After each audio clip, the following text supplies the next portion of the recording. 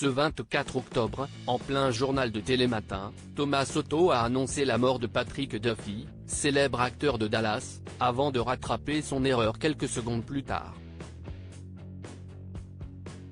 C'était ce mardi 24 octobre sur France 2.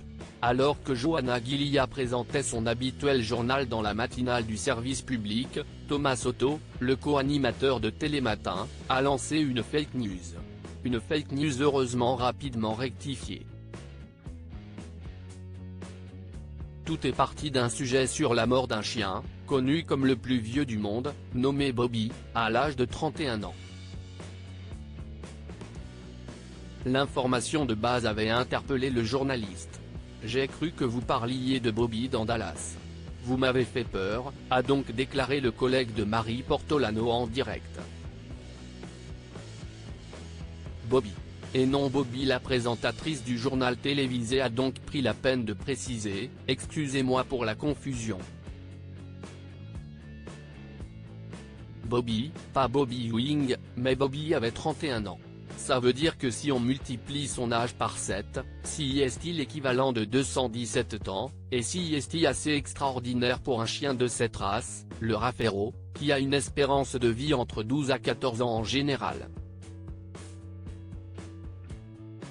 Restant dans le sujet, le journaliste, connu pour donner son avis sur des sujets légers de ce type, a estimé « Il avait une bonne tête Bobby. » Mais si est-il là qu'il a ajouté un détail qui n'était pas prévu. D'ailleurs, j'ai une mauvaise nouvelle, il paraît que Bobby Ewing, Patrick Duffy, est déjà mort. Je ne savais pas. Ça fait 2 infos en une, a-t-il effectivement commenté, peut-être guidé par son oreillette. Une gaffe bien vite rattrapée sauf que quelques secondes plus tard, le journaliste a en fait dû se reprendre, l'acteur américain jouant Bobby, en l'occurrence Patrick Duffy, étant effectivement toujours vivant. Pardon. Il a ressuscité. Bobby Ewing n'est pas mort, Patrick Duffy n'est pas mort, si est une fausse information qu'on m'avait soufflé dans l'oreille. Donc voilà, si est une bonne nouvelle, a tenté de se rattraper le journaliste avant de passer à un tout autre sujet, moins sujet à polémique, la météo.